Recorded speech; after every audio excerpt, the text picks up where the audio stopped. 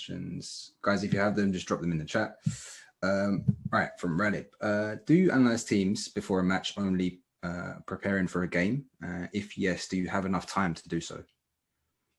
Well, if what I was telling you right now, if you don't have time, you have to get the time whenever you want. Okay, if you have to sleep less, you sleep less. If you don't have to eat, you don't eat.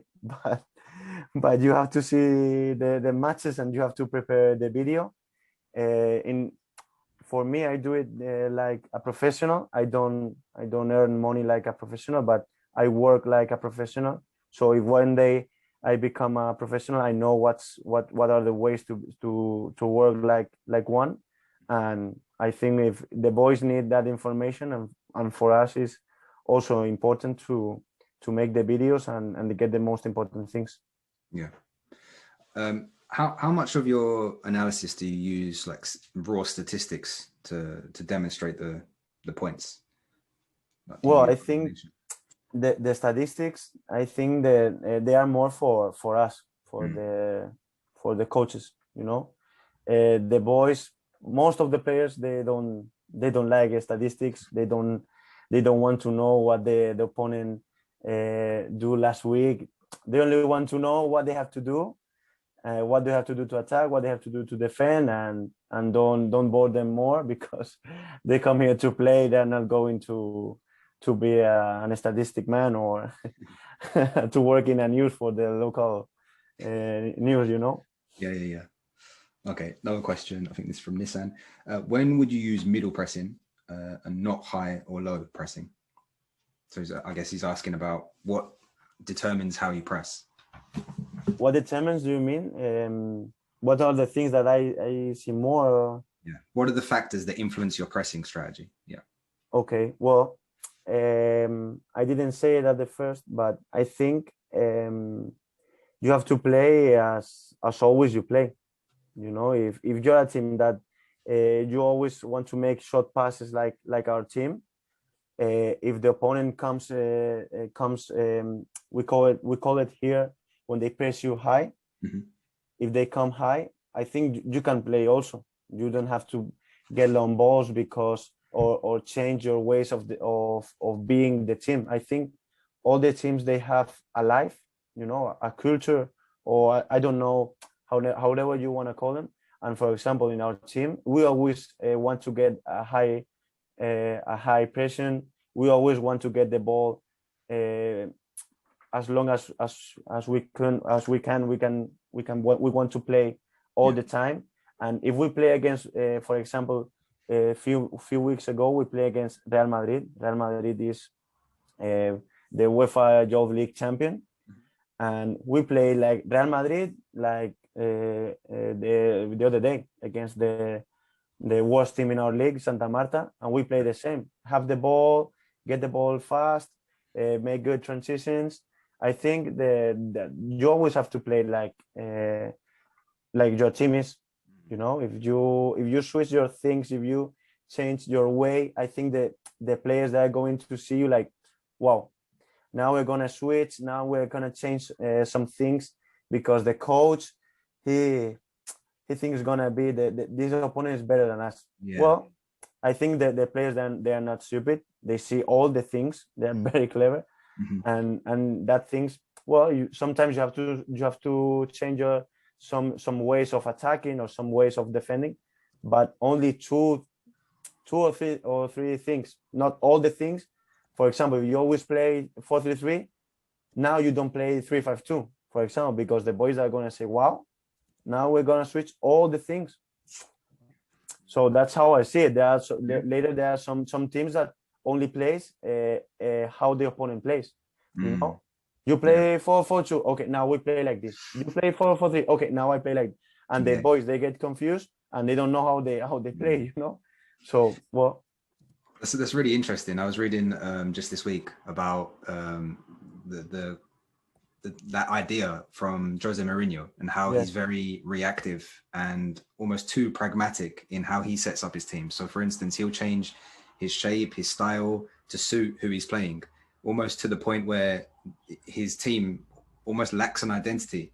So what do you think about the importance of, like you were saying, being proactive in how we want to play at the youth levels? Do you think that's more important?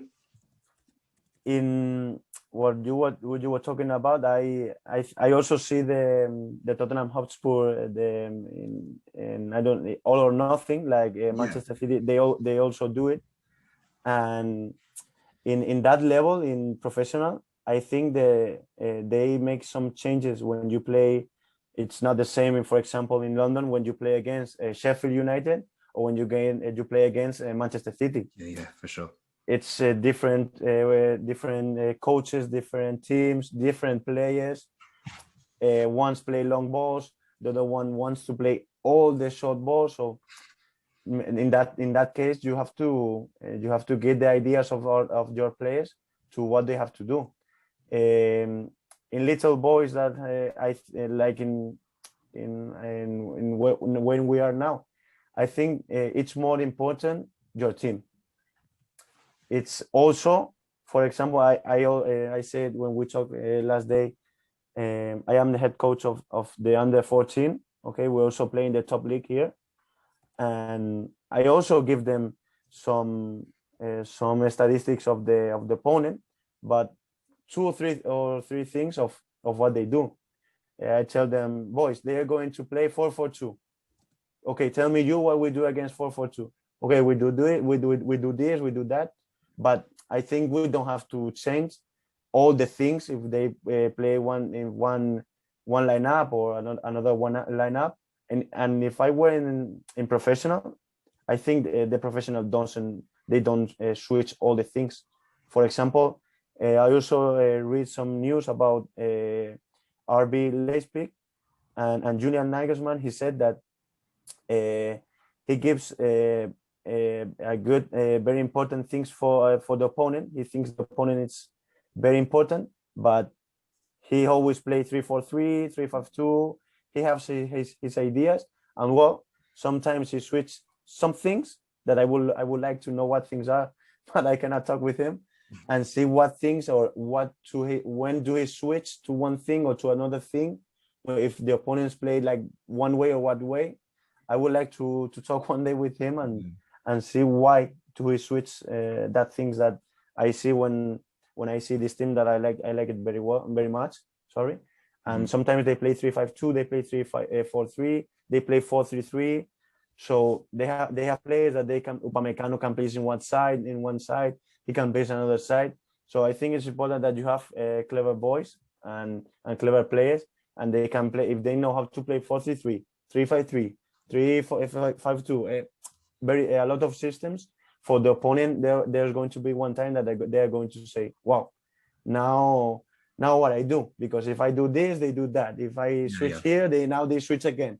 So it's difficult for them and for me that they are the top teams, the ones who can play against any opponent, and the one who can play with a lot of systems against a lot of teams. For me, that they are the best players and the best coach. Yeah, I think that's clearly the mark of a good team is your adaptability. Okay, so question from Andrew Williams. Do you adapt training practices for your team when you have completed your opposition analysis? Yes. So I when we see this video in the middle day. Okay, for example, Wednesday, we go to the pitch and we train that. What we always do is finish with, we start with some warm up, like all the teams in the world, and we finish the training session with a match. Okay, so in this match there is a team that plays like us, like our team, and the other team, I am his coach in this case, and I say them, now you're going to play 4-4-2. You're going to play long balls like the video you have seen, and you have to be like a costume, you have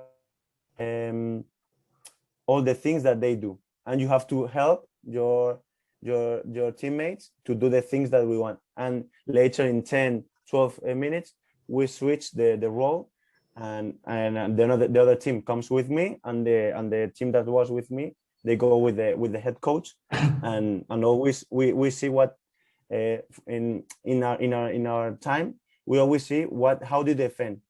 For example, in that day we always want to see how we are going to attack, and the last day we like to finish the training session how we want to defend, because for us it's important also that the boys have the last thing before the match. We have the match next day, so the last thing they have in their head is we have to defend.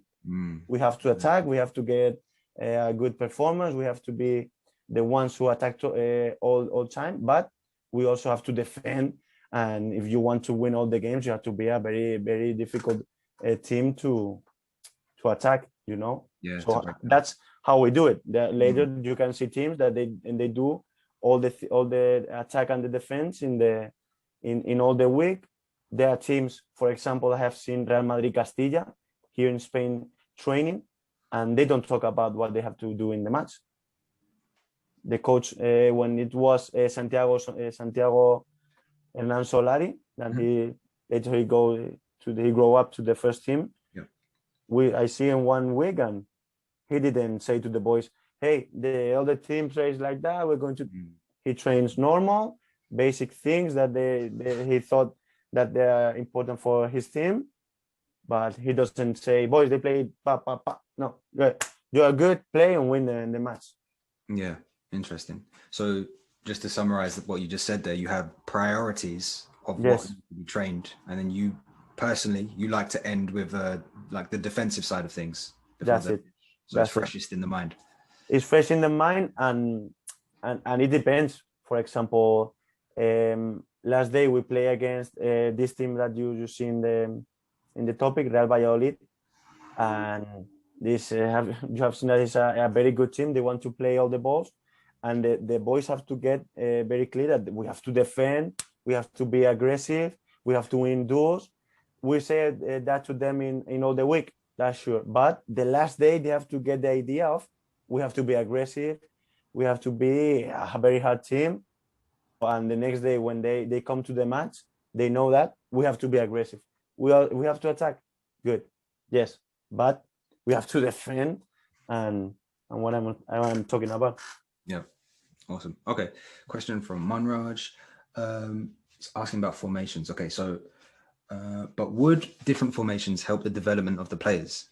So they learn to play different formations in case they move to a team that plays a different system. So you were touching on that, right? How you like to change your systems. Yes, and for example, we always play 4-3-3. But 2 weeks ago we play against Atletico Pinto, is near us also, and they play 3-5-2. So when we play against a team that plays like that, 3-5-2, we switch some things. For example, the midfielders, they have to be in a lower position, so we can get outside the two strikers and let her wingers come to our midfielders. So when the wingers come to our midfielders, many times we have 3 against 3 in our 3 strikers against our 3 defenders. So we do that plan of the match. We do it a lot of time, that our midfielder, we tell them that come very close to the defenders. So we have to get their wingers to come to you. If they jump to you or they come to you, the space is going to be in a 3 against 3, and their defenders they're very low. Okay, and we have strikers that they have a lot of speed. So in that 3 against 3, we won all the duels, because the match happened what we wanted. I think this is not the first time all of you are going to hear, but sometimes the coaches we play the match in our mind, like chess. You play chess in your mind, and most of the times the thing that you're in your house with, thinking this one comes here, that one there, and it happens. When that happened, the coach says like, wow, good, it happened what I wanted, or that I was thinking about. I'm a genius, checkmate, I won the match. Okay, brilliant. Okay, question from Georgie. Georgie, hope I said that right, mate. How do you analyze individual players of the opponent, and which topics do you look at? And well, for example, here we saw that one of the best players they have, it was the winger. So sometimes I get some cuts of individual cuts, like he was saying, and I show them, for example, to our right back, okay, defender, and I show him this is going to be your duel, okay, and I put some count. We see he's right. He always comes to the left, to the right, because he's right foot. He's a very speed player. He has a lot of space. No, how do you call it? And you have to get very close to him. But an individual resume or individual words, okay, we don't show them to the boys. We only say that we only talk about them. For the first coach, I give him some words, or I write a letter so he can see if whenever he wants the thing that I have write to him. But for the players only, if the player comes and tell me, hey, Jesus, the striker, give me I need more information. Okay, come sit here. Let's see some cuts. Or yesterday the match, the striker was very good, very big player. He plays all the passes to the face, and he goes to the box very fast. Yeah. With right leg, left leg. Sorry, whenever he wants, he get around and shoot. So for us was very important. Also, we show the defenders a video of Lukaku, of Carragher. If you remember the defender Carragher, sure. In YouTube there's a video of him explaining how to defend Lukaku, and we saw that video and we showed them to the defenders, and they say, wow, for us it's important to first a knockoff. He said Carragher talk about first a little knockoff, and the striker going to be a little like, whoa, where am I? And later the striker is not going to be to the ball. He's going to be, hey, what are you doing? And for us, I think that it was a little detail, but it was important to not let him space, because he was very big striker and one of the top players in our league. So just to recap that, so generally speaking, you'll not try to focus too much on individual players unless they have some quality, and then you'll share that mostly with the first team staff, but only to the players if they ask for it. Is that right? That's it. Yes. For I think the players have to know who you're going to play against, the best players they have. But what I was saying at the first, the most important thing is our team, how we're gonna attack, how we're gonna defend, what we have to do, the mentality we have to. For us, the mentality is more important, the most important thing. And the mentality, if they have a good mentality, it doesn't mind what player you have in front. He can be as good as he wants. But if we have a good mentality and we play a tough match, he's not going to do anything. And he didn't do anything. He didn't touch any ball. All the balls he touched, he always played back. And we did what we want. Yeah, awesome. All right, question from Christian. When you've looked at the opposition, how does your training week look? How does your training look for the week with regards to your training for that week? So he's asking about specifics. So how many days concentrating on attacking organization and how many days focused on defensive organization? Well, what we're doing, we train 3 days, because the fourth day is Monday. For example, the boys plays yesterday. Today, the boys, they train in the house, but they only do some a recovery session. We call it that way, and many teams, they do that. Tomorrow, what we do is correct the bad things or the good things we do in the match.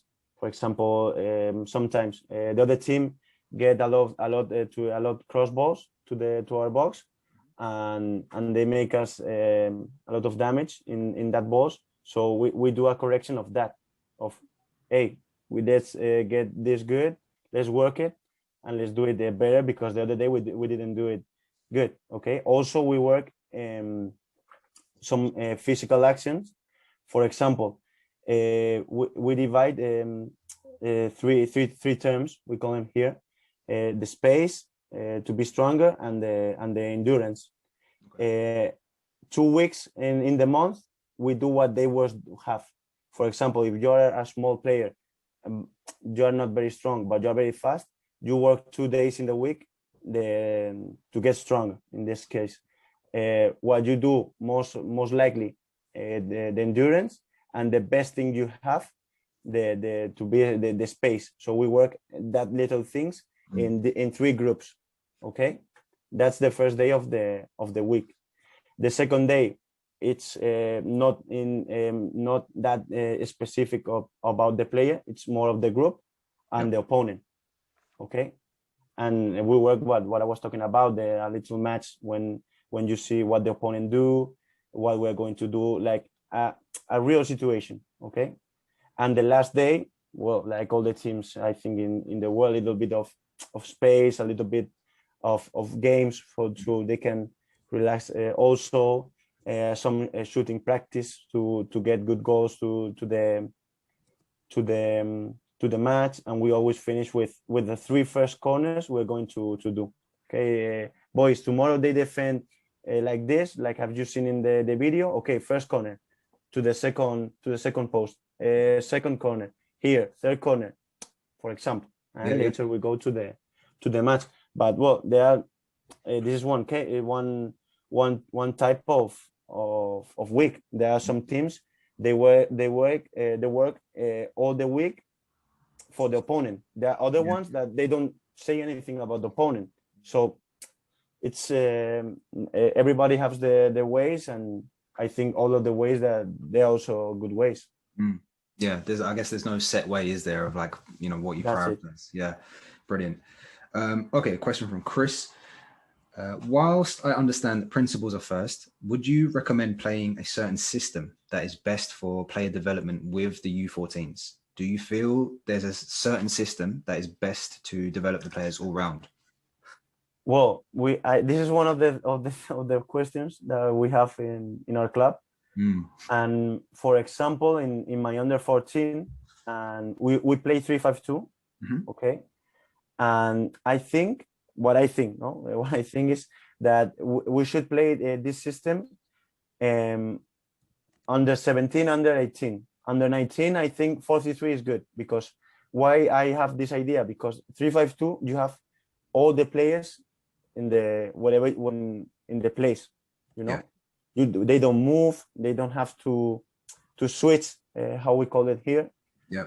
So they first you show them what spaces they have to stay. Okay. Oh, now I know what spaces I have to get in. I have to stay here. I have to pass the ball there. Okay.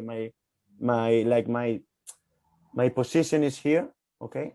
Okay. Now I know what I have to do. Okay. You are bigger. You think more now. You are under 19. Okay. 4-3-3. This one, you can stay here, but you can move there. You can switch with this one. The midfielder can switch with the striker. The other one that's outside can come inside and switch. So that's my idea, because not because they are little and they cannot do it. That's not what I'm talking about, because I think that's the most important thing. First, to know the space, the time, the position, how to get a good occupation in the pitch, and later how when we attack good in that side, how we switch. So that's my idea. But later you can see here in Real Madrid, for example, it's one of the best clubs in the world. They always play 4-3-3 since they are 10 years, 9 years, and when they are in the first team. And now Zidane sometimes play 3-5-2. Well.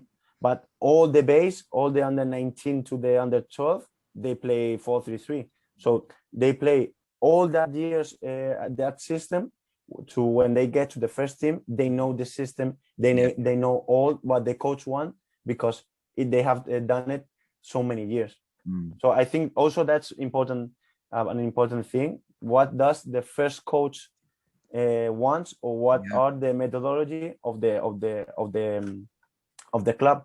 For example, there are clubs here that they have a methodology. They play one way, and you get to the first team and they play another. For example, Getafe with Bordalas, they all the base, the children, most of them they play 4-3-3. But you see the first team, they play 4-4-2. And they play long balls. And the little boys, they play short balls. They play very good.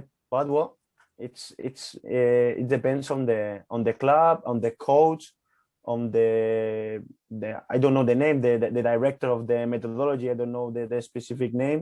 Yeah, but the director of football, we might call it. Yes, the one who says we're going to do this, and this, and you are the coach, but you do this, and this. Yeah. There's a little bit of a disconnect between how the youth are being developed to what the first team's demanding. Yeah. Yes, that's it. To just go back to your answer at the beginning, so you made a point to answer Chris's question.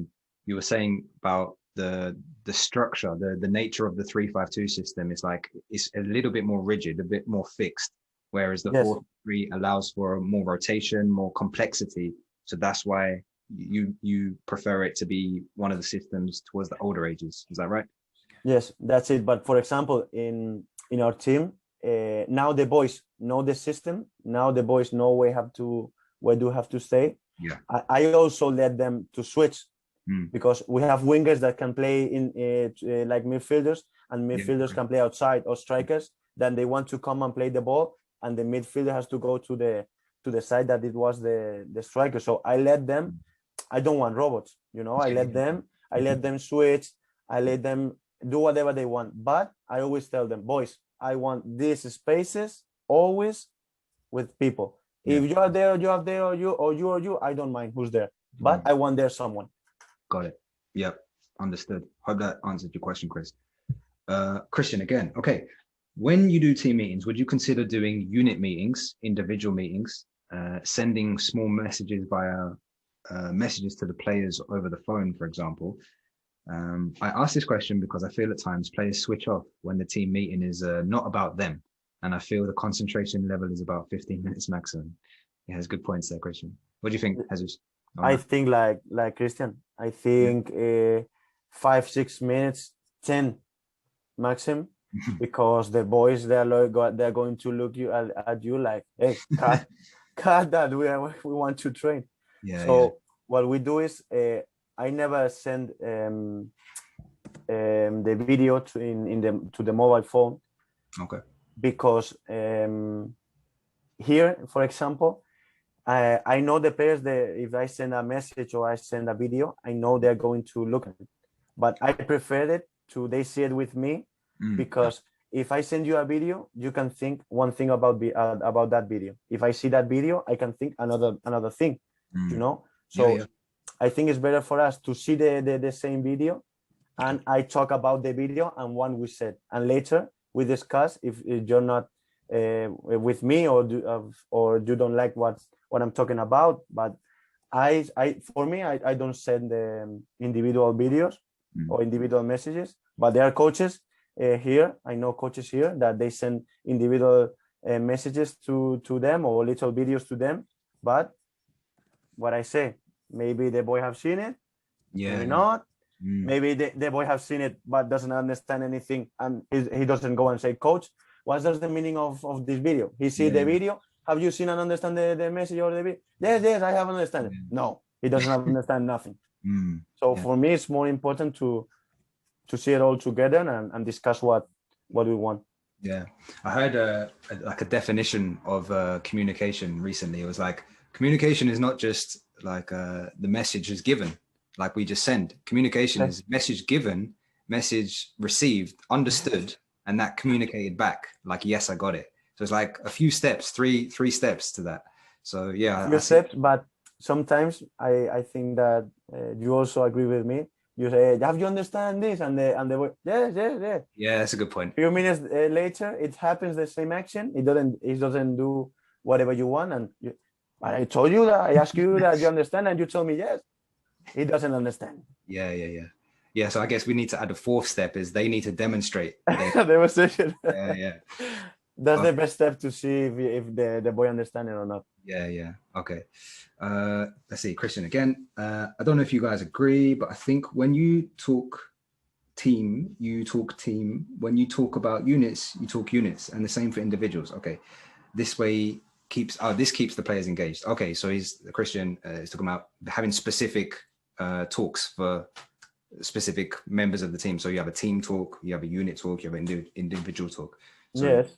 I guess well, sometimes we collect all the defenders and we talk with them. Do you see here the strikers with all the defenders, or only one defender because he didn't have a very good match with a big player, with a big striker. So we talk with him. So hey, look, these actions here, you didn't do it good. Now you have to do this because next day you are going to play an opponent that it's most likely the other striker. But we always talk with them individual, but not about the opponents. We talk about with how they are in their lives, what they have done good in the match, what they have done wrong. For us, it's more important to talk with them about them, to talk about them, what's happening with them, if they have done a very good match. Hey, you have done very good match. So he says, oh, wow, look what the coach said to me. And later he's going to make a better match. So for me and for us, it's more important to talk with them, but talking about what? About them, not about. If you want to talk about if you want to talk about the opponent, you can do it. That's good. But all the time, I think it's our team, the boys, our team, the boys, our team. Get back better squad, be better squad, and be a better team, and be a better individual players. That's for us the most important thing. Yeah, you just touched there, like on talking almost about their lives, about away from the pitch. So how much time would you dedicate to having these kind of non-football touch points in a week with individuals? Well, it's difficult because you have 21, 22 players in your squad, and you cannot talk with all of them all the weeks. That's impossible. And I think sometimes, since they don't need to talk with you, or they need to go themselves and talk with their mates and stay with their mates, only listen to you what they have to do in the training session and go home. But if you see that one of the boys he's not playing well, or his parents, sometimes they call us and they tell, hey, my wife she has an accident, my son is very bad, please talk with him. So for us also, it's very important that the parents call us and tell us what bad things they have in their house, because I don't know the name in English, and I cannot see the future edition, or I don't know the name. Okay. I don't know what they happen in their lives. I am not with them in the school. I know, and I'm not with them in the university. If they don't come and tell me, hey, I have this problem, I need help, I don't know. Sometimes they come and they say, I have this, and this, help me. And other times, as a coach, you have to see and analyze if they're not in a good way, in a good mood, if they talk bad to a mate. What's that? If he never talks bad to a mate and now he does it, why? Maybe his parents are separating, or his uncle died, or that things that I think it's important also to know and to talk with them. They need help. They are boys. They need help. They are 14, 18, or 25. They need help. I think all of us, we need help. Yeah, definitely agree with that. Okay, guys, any other last bits? Get them in. I'll just read this quote here I just seen from Christian. This is good. So listening to listen, and listening, just lost it, hand sec, sorry. And listening to understand is very different. So I said again, listening to listen and listening to understand, very different. It's a good quote. Yes, I agree with him. I'm going to write that one. I think we'll take that one. Thank you for that question. It's a good one. Yeah. Okay. Guys, if that's it, thank you for all that stayed to watch this. Jesus, of course, thank you to you for your insight, for your wonderful presentation there, and to just bounce ideas off us as the audience. Hope you enjoyed it, and we'd love to have you back on at some point. Yeah, no, very good talk. Very good questions. I like the questions, and I hope all of you enjoyed it. And well, we will see each other soon. Sure. I hope. Let's do it. Okay, guys. Thanks again, and look out for this on YouTube if you missed some of the earlier parts of it. But yeah, thank you, and enjoy the rest of your evenings or days wherever you are in the world. And Jesus, again, thank you. Take care, my friend. Bye bye. Cheers. Bye, guys.